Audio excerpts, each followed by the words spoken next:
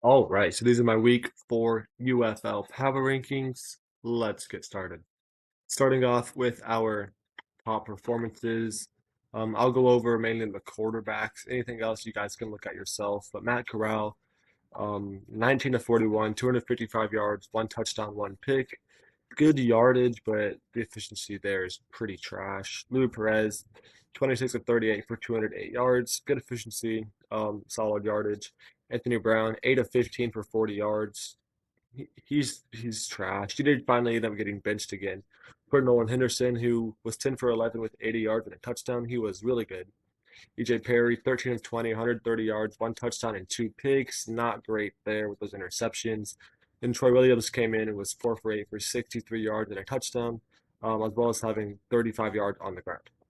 Kellen Mond, 19 of 31, 150 yards and a touchdown. He was decent, I suppose. Bryce Perkins was really good, 17 of 23, almost 200 yards and two rushing touchdowns. Denny Etling was just 2 of 4 for 20 yards. Jordan Tiamu, 17 of 37, 240 yards, three touchdowns, two picks. So good yardage and good touchdowns, but again, horrible efficiency and two interceptions to go with it. And then Manny Wilkins was atrocious.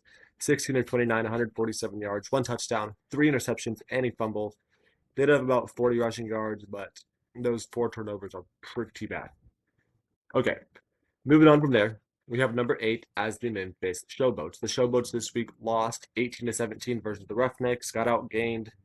Or no, they actually outgained the Roughnecks by about 23 yards, but they did have three turnovers on offense compared to zero takeaways, which was the main factor in this game. When you have three turnovers and zero takeaways in a game you lose by 1 point, it pretty much only came down to those turnovers. So Memphis needs to figure out how to not turn it over, and maybe they could win some games here, but not a great week here for Memphis, of course.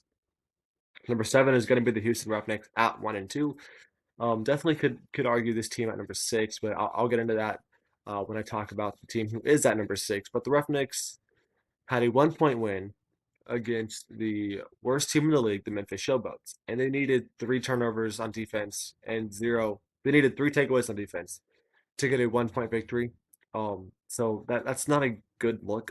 Again, one thing to know is that Nolan Henderson is supposed to be the starting quarterback going forward. And he looked amazing in this game. So hopefully, he can continue to look really good and actually make this Roughnecks team a competent team going forward. But I don't have high hopes because they are still the Houston Roughnecks. C.J. Johnson is still a horrible coach.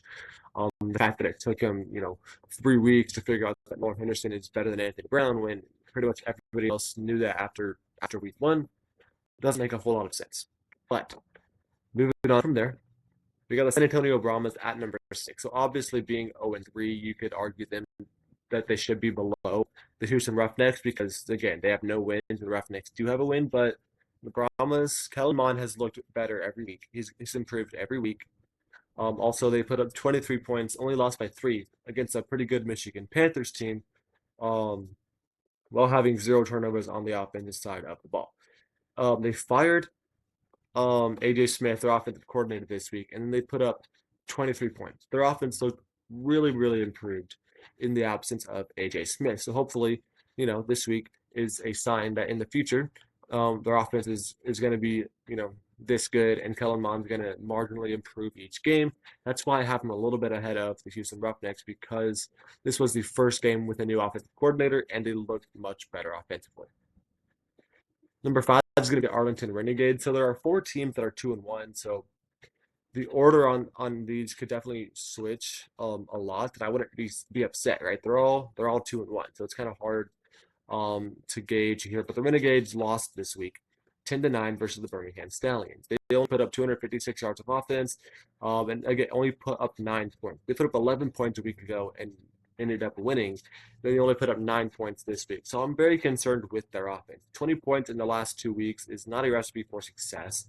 Defensively, they've obviously looked really good, only allowing 19 points over the last 2 weeks, but still, their offense needs to step it up. They cannot score 20 points in 2 weeks. They cannot score 10 points a game and expect to win many football games. So I still do obviously believe in Louis Perez and this offense. They're currently the worst 2-1 team in my opinion because their offense has um, you know, had a lot of trouble scoring points. Number four, Birmingham Stallion. So they're going to actually drop one spot. They were number three last week. This week, I'm dropping in the number four, even though they did win. But again, it was a very unimpressive victory. A 10-9 victory with 2 turnovers on offense. Not great. Putting up only 10 points is atrocious, right? Again, defensively, they were great, but offensively, they were bad. Matt Corral was not very good. Sub 50% completion percentage. Um, he did have another interception in this game as well. He puts up solid yardage, but atrocious efficiency. Uh, you know, I have some very questionable concerns about Matt Corral. Is he the guy? Should they go and honestly try to start Case Cookus potentially going forward? Because obviously Alex Magoo, did not play good week one, but then he got injured. So Matt Corral was thrust into this job, and he has not necessarily looked very good either. So I definitely think it could be worth experimenting with Case Cookus, considering, you know, the first two quarterbacks they've gone through have not been great. But overall, they're still 2-1. Their defense has been amazing, and they are still the Birmingham Stallions. So I feel good about them, at least a little bit. Number three is going to be the St. Louis Battlehawks. So I really don't want to drop them any more than three. This week was atrocious. They only lost by 12 points against the DC Defenders, who are the best team in the league. And up until literally the last 3 seconds of this game, it was a one-score game, right? They had the ball with under a minute left, down by 9. So it was a one-score game with a chance to tie it and go into overtime. The big issue here was Manny Wilkins had 4 turnovers, 3 interceptions, and 1 fumble. Their offensive line got decimated by DC pretty much all game. So that's obviously a big area of concern. But again, Manny Wilkins was really bad. Manny Wilkins looked like the best quarterback in the UFL through the first 2 weeks. In week 3, he looked even worse than Anthony Brown. Um, maybe. That's a pretty low bar, but having 4 turnovers in one game after having 0 in your first 2 games, definitely not a good look. So I do think that Manny Wilkins is obviously not going to have 4 turnovers every game, right? Even if they only had 2 turnovers this game, they'd probably beat the Defenders. So that's why I still have them at number 3 and not any lower, is because this is one bad game, right?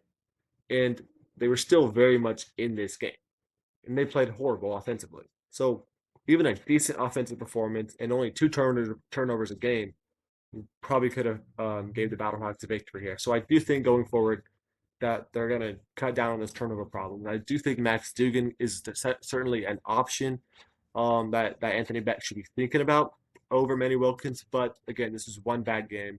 So I'm definitely still on the train of rolling with Manny Wilkins at least one more time. And if he somehow, has 4 turnovers again, you definitely will have to turn over to Max Dugan after that. Number 2 is going to be the Michigan Panthers. In my eyes, they're going to jump up 3 spots. Offensively, they were great. They only did win by 3 points against the San Antonio Brahmas, who again are winless. So them jumping up 3 spots here definitely could rub some people the wrong way. But personally, in my eyes, I felt that it was necessary. They traded away their best wide receiver in Marcus Sims, right? Or at least he was their best wide receiver a year ago. And then they come out here and they put up 26 points without him. Also, they started Danny Etling in this game, even though Bryce Perkins was listed as QB1. I don't understand why they started Danny Etling, but he did end up getting hurt in this game, which actually is going to benefit them because I don't foresee them giving Rocky Lombardi any sort of snaps in week 4, which means Bryce Perkins should be getting 100% of the quarterback snaps, which makes this team better, right? Bryce Perkins was great this game. Danny Etling was just, whatever, and he only played like part of one drive. Again, getting Bryce Perkins, the 100% workload, is going to make this Michigan Panthers team better because he's been an amazing quarterback this year. So that's kind of why I have him at number 2, is because they don't have, a guy like Danny Etling who's going to steal reps from their better quarterback. So playing your better quarterback, higher percentage of your plays is going to make this offense better. And they still looked really good this week, even with Danny Etling playing some, and again trading away their number 1 wide receiver in Marcus Sims. Number 1 is obviously going to be the DC Defenders. They ended up winning 27-15 versus St. Louis Battlehawks. They outgained him 346 to 173 yards. They doubled up their yardage. They had 4 takeaways on defense, which is obviously great. They did have two turnovers on offense, but again, they can live with that when you have four takeaways on defense. But one thing I'm very concerned about going forward is Ty Scott got injured. He's been one of the best receivers in the UFL this season, and now he's on the IR. Is going to miss at least 5 weeks. So it's going to be interesting to see what this offense does without him. Cordell Powell is going to have to step up big time. Chris Rowland's going to have to step up big time, which I think they're certainly capable of doing. But obviously, losing Ty Scott is going to be a pretty big loss. But I can't have them any lower than number one because they are the only undefeated team here, and their defense has been amazing. Moving on from there, we got our standings here, which are pretty simple. Defenders 3-0, Renegades, Battlehawks 2-1, and the Brahmas 0-3. And in the USFL, you got the Stallions and Panthers at 2-1, Roughnecks at 1-2, and Showboats at 0-3. Now, looking at my quarterback power rankings, certainly got a decent amount of switch up here. Louis Perez at number one, Bryce Porkins at two, and Manny Wilkins now at three. So basically, what happened there, Manny Wilkins dropped from 1 to 3 because he had a pretty bad game, but he had a great game in the first 2 weeks, which is why I can't really put him any lower than 3. Number 4, Jordan Talmadge stays at the exact same spot. 5, Troy Williams. 6, Nolan Henderson actually jumped up ahead of EJ Perry and Matt Corral. EJ Perry and Matt Corral both did not play great this week, and Nolan Henderson played really, really well. Number 9 is Kellen Mond. He actually jumped ahead of Alex Magoo because he had his best game of his season so far. And he's, I think, now just been slightly better than Alex Magoo. Then 11, 12, and 13 are staying the same there between Denny Elling, Anthony Brown, and Max Dugan. So, moving on from there, we're going to look at the attendance for this week. The number on the right, is going to be their attendance from their home opener this year, or in the Birmingham Stallions case, that is their attendance from their home opener last year because this week was their home opener. But the Renegade Stallions had about 10,000 fans, which is a good baseline, right? But it is down from their 12,000 that they had at last year's home opener. Memphis Showboats had 4,700, which is still very low, but it was 400 higher than their home opener this season, which it's good that they are increasing, but still a very low number. Michigan Panthers, they went up about 1,000 from their home opener this season, now being at 11,000. That's really good. If we see Michigan continue to increase their attendance, that's obviously going to be, very beneficial for this league. And then the St. Louis Battlehawks at 30,000, a decrease from their home opener, but no one's concerned about the Battlehawks attendance. 30,000 again is still better than all of these other 3 games combined. Now looking at the average here, just comparing them to the average of all these other numbers here, it is down about 700 or 800, but again, most of that is because the Battlehawks went down 2,000 and we're not worried about them. And then Birmingham Stallions number is from last season. Okay, moving on from here, we have our TV viewership, which we have some good numbers and some bad numbers here. But this Arlington Renegade and Birmingham Stallions game had 682,000 viewers, whereas last week, or as Fox's average actually, this year is 644K. So they are up about 40K from Fox's season average. That's a good thing.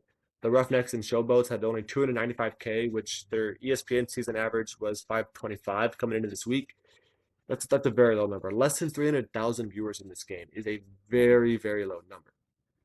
But it also was between the two worst teams in the league, so it's kind of understandable, but it was still a good game to watch, even if it was 2 bad teams. Then we got the Brahmas and the Panthers at 719K on ABC, whereas the ABC average was 621 coming into this week. So almost doing 100 over their average, and that is the best number out of all UFL games this week, of course, before this Defenders and Battlehawks game, which had 967,000 on ABC. So that's obviously the best number we've had all season by a long shot, and then the Brahmas and Panthers is the second best we've had on this season as well. So having our 2 best numbers this week is a good sign. ABC definitely seems to be the king of this UFL so far, as you can tell with these 2 weeks right here. Also, the season average this week was about 60K higher than it would have been as the average of all 3 of these broadcasts before this week. So that is a good thing, right? Obviously, you had your 2 best numbers of the season. Also had your worst number of the season there with the Roughneck Showboats, but the overall average is up 50K from what it would have been, or actually up 60K from what it would have been with the averages from these leagues. So definitely the Battlehawks and Panthers games, great signs. That Showboats game, not a good sign, but overall, it's an improvement. So yeah, that's pretty much going to be it here for this video. Thank you for watching. Make sure to come back next week for an updated UFL power rankings list, and goodbye.